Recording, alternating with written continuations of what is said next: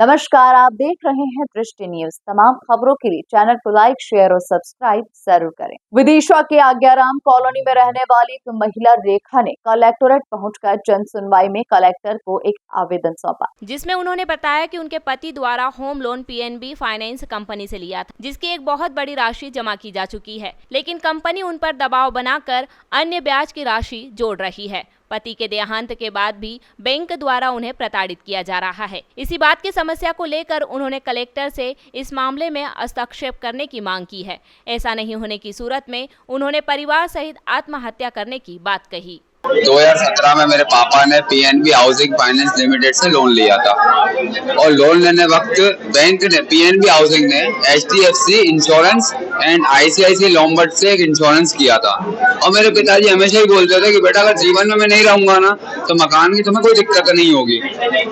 मेरे पापा खत्म हो गए 2020 में। रेगुलर किस्तें भरा रही थी, 2-3 महीने पर हमने किस्तें नहीं भरी कुछ परेशानी के कारण, पर हमने किस्तें भरना चालू करी। 2023 तक हमने किस्तें भरी। अब हमारा बचा था 15 लाख रुपए।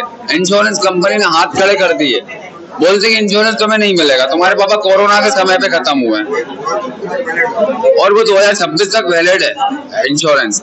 और अब वो ये बोल रहे हैं कोरोना के वक्त खत्म हुआ तुम्हें नहीं मिलेगा। हमें 2 साल उन्होंने पागल बनाया, अब उसको बाद मना कर रहे हैं वो लोग। कलेक्टर साहब ने सिर्फ ये बोला है कि हम बात करके बताएंगे, अभी थोड़ी देर आप इंतजार करो। परिवार में कौन कौन?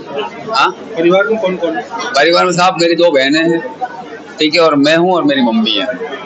अभी आपकी माता जी ने ये भी कहा कि परेशान इतने हो गए। परेशान सर हम वास्तव में इतने हैं कि हम अगर ऐसा ज्यादा हुआ तो हम सेल पास खा के पूरा परिवार हम मर जाएंगे। मेरे पति का नाम, मैं आज्ञाराम कॉलोनी में रहती हूँ। मैंने शिकायत लेके आई हूँ कि मेरे पति ने पीएनबी हाउस लिमिटेड से लोन लिया था मकान के लिए 30 लाख का, जिसमें से हम 24 लाख रुपए भर चुके हैं। फिर उसके बाद मेरे पति शांत हुए 2020 में, उन लोगों ने मुझसे जबरदस्ती किस्तें भरवाई। मेरे इंश्योरेंस में लोगों ने नहीं दिया है। उसके बाद फिर हर महीने की मैं 16 लाख 17,550 रुपए हर महीने किस्त भरती हूँ। 2023 तक मैंने किस्त भरी है। अब वो लोग मुझे बार बार मानसिक और टॉर्चर कर रहे हैं कि आप 2000 अब आप भरेंगे 20,000 रुपए हर महीने और 16 लाख का 20,000 रुपए कर दिए हैं। मेरे पास अभी उतनी गुंजाइश नहीं है कि मैं करूँ। उन लोग मुझसे हर महीने के 20,000 रुपए कहाँ से लाऊंगी? मेरी बच्चियां घर में, वो मुझे बार बार मुझे टॉर्चर कर रहे हैं। मेरी तबीयत ठीक नहीं है और मुझे इंश्योरेंस भी लोग 30 लाख हुआ, मुझे वो भी इंश्योरेंस भी नहीं मिला है मुझे। और उसके बाद में हर महीने 20,000 रुपए कहाँ से लाऊंगी? मैं कहती मेरे पास 2 लाख रुपए है, मैं वो कह रहे मुझे लिखित करके दो कि 16 में से 14 हो जाए, पर वो कहते नहीं, ये देने के बाद भी कोई लिखित करके नहीं दे रहे हैं। और उसके बाद भी कहते हैं आपको 20,000 रुपए हर महीने भरेंगे और आपका 20 लाख रुपए हो गए। ये कहाँ की इंसान है? अगर मेरा न्याय नहीं हुआ तो मैं वादा करती हूँ मैं अपने आत्मदाह करूंगी। अभी कलेक्टर साहब ने ये बात कही है कि मैं बात करके देख रहा हूँ। अब देखिए बात क्या होती है। पूरे परिवार को मैं मार डालूंगी।